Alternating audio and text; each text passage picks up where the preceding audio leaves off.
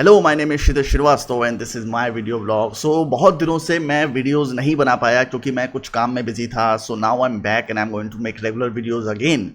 But आज के जो वीडियो है उसमें मैं एक स्टोरी सुनाने जा रहा हूँ आपको, और उस स्टोरी से मैंने क्या सीखा उस बारे में बताने जा रहा हूँ। तो अक्टूबर 2016 में मैं लखनऊ वापस आया क्योंकि मेरे भाई की शादी थी नवंबर में। तो 2-3 महीने पहले से तैयारी करनी है। मैं इकलौता भाई हूँ अपने भाई का, तो मुझे भी काफ़ी हेल्प करनी थी वहाँ पे।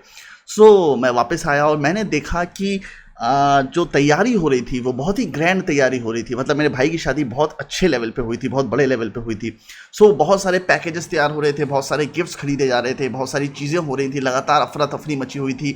कुछ ना कुछ हम लोग बाइंग कर रहे थे, कुछ प्रिपरेशन कर रहे थे, लिस्ट बना रहे थे, फिर इन्विटेशन कार्ड सेंड करने थे। मतलब it was a huge process. उसके बाद जब शादी होती है और शादी में 50 तरीके की रस्में होती हैं, 50 तरीके की चीज़ें होती हैं, जिससे सब लोग इरिटेट भी होते हैं कि इतनी सारी रस्में हैं। एक बार तो मेरी भाभी रोने भी लगी कि मतलब इतनी सारी रस्में हो रही हैं कि घर के अंदर आने के लिए भी 50 तरीके की रस्में थी। मतलब मेरे घर के गेट से अंदर आने तक 50 तरीके की रस्में थी, मुंह दिखाई की रस्म थी, और मेरे भाई का हल्दी होता था शादी के पहले। और वो सारी चीज़ें देख के मैं इरिटेट होता था। मैं सोचता था कि इतना पैसा, इतना टाइम क्यों वेस्ट किया जाता है इन सब चीज़ों के ऊपर। क्यों नहीं जल्दी से शादी करके, क्रिश्चियन तरीके से शादी करके, सुबह शादी करो, शाम को घर चले जाओ, वैसा टाइप का सेटअप करके शादी कर दी जाती है। क्यों इतना प्रिपरेशन किया जाता है? And I was thoroughly happy as well for my brother, but I was also irritated कि इतने सारे रिचुअल्स क्यों किए जाते हैं। तो जब ये सारे रिचुअल हो गए तब जाके मैंने कुछ रियलाइज़ किया। और मैं जब वापस मुंबई जा रहा था तो कार में बैठा हुआ था, तो मैंने अपने भाई को एक बात बोली। मैंने कहा, दादा, मेरे को आज समझ में आया है कि शादी के, Indian marriage, basically Indian marriage की बात कर रहा हूँ, इंडियन मैरिज के रिचुअल्स इतने हेक्टिक क्यों होते हैं, इतने डिफ़िकल्ट क्यों होते हैं। वो इसलिए होते हैं क्योंकि आपका एंट्री डिफ़िकल्ट करना होता है। आप देखो कि इंडियन मैरिजेस में बहुत ज़्यादा डिवोर्स नहीं होते हैं, और डिवोर्स इसलिए नहीं होते हैं क्योंकि जो आपका एंट्री प्रोसेस है वो उन्होंने इतना डिफिकल्ट कर दिया है कि आपके लिए एग्जिट मुश्किल हो जाता है।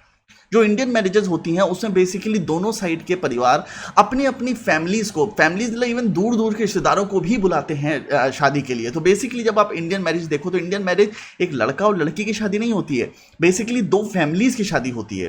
वो मैंने नोटिस किया, और तब मुझे समझ में आया है कि जितना डिफिकल्ट आपका एंट्री प्रोसेस होगा उतना डिफिकल्ट आपका एग्जिट प्रोसेस होगा।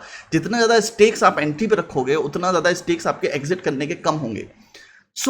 एंट्री प्रोसेस अगर डिफिकल्ट है तो आदमी के लिए निकलना मुश्किल हो जाता है।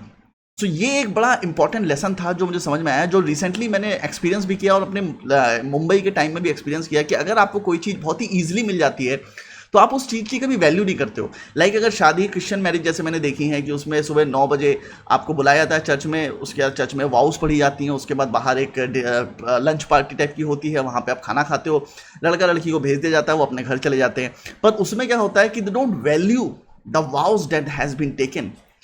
हमारे यहाँ जो प्रोसेस है वो हफ्ते 2 हफ्ते शादी चलती रहती है, लगातार कुछ ना कुछ होता रहता है। संगीत होता है, शादी के बाद आफ्टर मैरिज पार्टी होती है, और रिसेप्शन होता है, और सगाई होती है। मतलब इतने सारे रिचुअल्स होते हैं कि it becomes very important for you. आप आईआईटी का प्रोसेस देखो, आईआईटी का प्रोसेस क्यों इंपॉर्टेंट है? इसलिए इंपॉर्टेंट है क्योंकि आपके लिए एक आईआईटी प्रीलिम एग्जाम होता है, मेन एग्जाम होता है, जिसमें बहुत सारे बच्चे बैठते हैं और बहुत कम बच्चे सेलेक्ट होते हैं, और उसके लिए आपको बहुत मेहनत करनी पड़ती है। यूपीएससी के एग्जाम में भी अगर आप बैठो तो उसमें आपको बहुत मेहनत करनी पड़ती है। इसीलिए जब आप अंदर जाते हो तो आप उस चीज़ को बहुत वैल्यू देते हो। किसी भी चीज़ के एंट्री पॉइंट में अगर आपने बहुत मेहनत की है तो आपके लिए वो चीज़ बहुत वैल्यू करती है। मैं आपको एक और एग्जाम्पल देता हूँ। मैंने एक फिल्म देखी थी जिसका नाम था once upon a time in Mumbai. तो उसमें अजय देवगन कंगना रनावत से मिलने जा रहा होता है। कंगना रनावत एक बहुत बड़ी एक्ट्रेस हैं और अजय देवगन एक गुंडा है। तो जब उससे मिलने आता है तो वो सोचता है उसके लिए मैं कुछ गिफ्ट लेके जाता हूँ, तो उसे कुछ गिफ्ट मिलता नहीं है। तो वो एक अमरूद की दुकान पर रुकता है और अमरूद की दुकान पर खड़ा होकर उससे बोलता है कि ये जो अमरूद है ये कितने का है? तो कहता है, भाई साहब ये 3 पैसे का है। कहता है, ये अमरूद अगर मैं दुनिया की सबसे खूबसूरत लड़की को दूँ तो कितने का हो जाएगा? तो कहता है, सब 1 रुपये का हो जाएगा। कहता है, मैं एक ऐसी औरत को दूं जो दुनिया की सबसे बड़ी सुपरस्टार है तो कितने का हो जाएगा? तो वो कहता है 2 रुपये का हो जाएगा। इस तरह करते करते वो उस पर्टिकुलर एक अमरूद की वैल्यू बढ़ा के 5-10 रुपये कर देता है और वो उसे पैसे देता है और वहाँ से निकल जाता है। अब मुझे एग्जैक्ट फिगर्स तो याद नहीं है कितना कितना पैसे में नेगोशिएट हुआ था, वो मुद्दा भी नहीं है। मेन मुद्दा ये है कि एक पेरू जिसकी कीमत 3 पैसे थी उसने सिर्फ उसके ऊपर वैल्यू डाल के उसकी कीमत बढ़ा दी।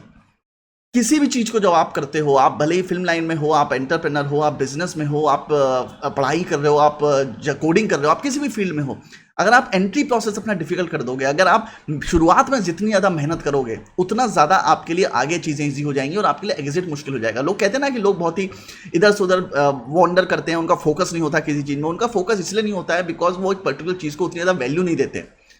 बहुत सारे लोगों के लिए 15-15, 20-20 साल की जॉब के बाद उस जॉब को छोड़ना मुश्किल हो जाता है। वो इसलिए मुश्किल हो जाता है क्योंकि उस जॉब में उन्होंने अपना बहुत टाइम दिया है, बहुत एफर्ट्स दिए हैं। अब उसको छोड़ना उनके लिए बहुत मुश्किल हो जाता है। जो मैंने शादी से चीज़ सीखी वो ये थी कि एंट्री प्रोसेस जो है वो आपको डिफिकल्ट करना है और ज़रूरी। और ये जो रिचुअल्स हैं ये सालों पुराने हैं। तो सालों पहले शायद हमारे लोगों ने, जो हमारी सभ्यता थी, उन्होंने देख लिया था कि अगर आप एंट्री प्रोसेस थोड़ा सा डिफिकल्ट कर दोगे तो लोगों के लिए उस चीज़ की वैल्यू बढ़ जाती है। तो जो पूरा एंट्री प्रोसेस होता है शादी का, रिचुअल्स होते हैं, वो सारे उस एंट्री प्रोसेस को डिफिकल्ट करने के लिए होते हैं ताकि आप उस पर्टिकुलर मैरिज को वैल्यू देना शुरू कर दो, क्योंकि इतने सारे लोग इन्वॉल्व होते हैं, इतने सारे रिचुअल्स होते हैं उसमें।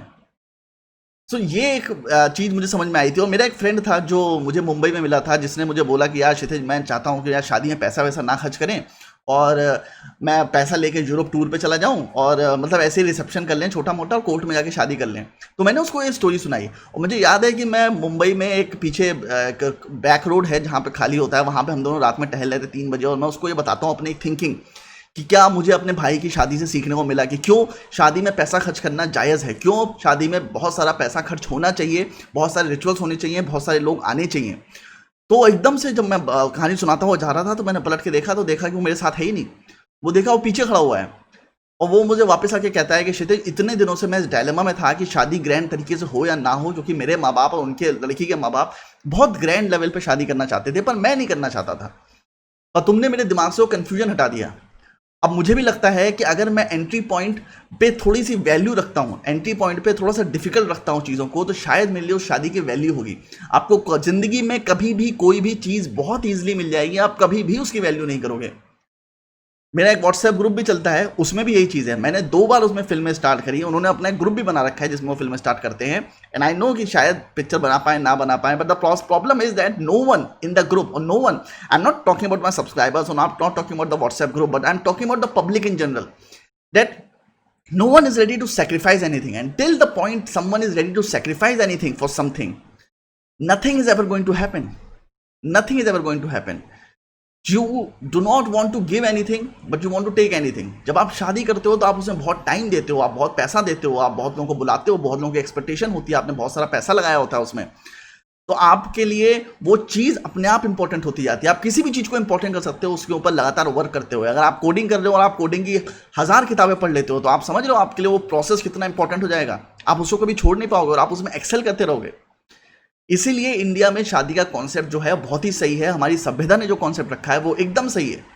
शादी ग्रैंड होनी चाहिए, शादी महीने 2 महीने चलनी चाहिए, और शादी में पैसा खर्च भी होना चाहिए, और शादी के सारे रिचुअल्स भी फॉलो होने चाहिए। और जितना और जब जो एक छोटा सा प्रोसेस मैं आपको बता रहा था कि लड़की की कार बाहर आके रुकी, उसके बाद उसके ऊपर चावल फेंके, फिर आरती हुई, फिर ये हुआ, फिर वो हुआ, फिर पैर छुआ सारी औरतों ने, फिर आलता लगाया, फिर ये किया, फिर वो घर के अंदर आई, फिर मुंह दिखाई हुई, और लड़की को टाइम ही नहीं मिलता है। लड़की के लिए वो सारी चीज़ें इंपॉर्टेंट होती चली जाती हैं, लड़की के लिए वो चीज़ ग्रैंड होती जाती है। वो मैरिज जो है वो एक सिंपल सा अफेयर नहीं है, वो एक पार्टी नहीं है कि आपने रात में करिए आप उसे भूल गए नेक्स्ट दिन। नहीं, वो एक बहुत इंपॉर्टेंट सैक्रोसेंट एक होली टाई हो जाता है 2 लोगों के बीच में, जिसमें सारी फैमिलीज इन्वॉल्व होती हैं, सबकी एक्सपेक्टेशंस इन्वॉल्व होती हैं। आप उसको नहीं छोड़ सकते। इसीलिए इंडियन मैरिजेस वर्क करती हैं और बाहर की मैरिजेस वर्क नहीं करती हैं।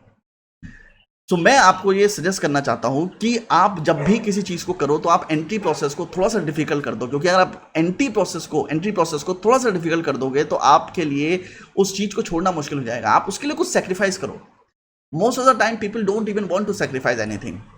So sacrifice for the dreams that you have. जो भी ड्रीम्स आपके पास हैं, आप उस गोल्स को अचीव करने के लिए लिखो। आपके पास जो गोल्स हैं उसकी एक शीट तो बनाओ, पर उसके साथ एक सेपरेट शीट बनाओ जिसमें आप लिखो कि आप सेक्रीफाइसेस क्या क्या करोगे उस गोल्स के लिए। Till the moment you are ready to do some sacrifices and you do it, not in the future tense but in the present tense, कि आप वो सेक्रीफाइसेस अभी करोगे, तब तक आप उस चीज़ की वैल्यू को कभी समझोगे नहीं। तो सेक्रीफाइस करना जरूरी है और उस पॉइंट को इंपॉर्टेंट बनाना जरूरी है। सो आई होप कि मेरे इस वीडियो से आपको कुछ आइडिया लगा हो। बहुत ही एब्स्ट्रैक्ट टर्म्स मैंने बताने की कोशिश की है, बट ये मेरे एक्सपीरियंसेस थे जो मैंने अपने भाई की शादी से सीखा। It was a huge lesson for me that I learn in my life, and I hope कि इस लेसन ने आपको भी हेल्प किया होगा। अगर किया है तो please like share and comment to my vlog, and मिलते हैं जल्दी नेक्स्ट व्लॉग के साथ। Bye bye.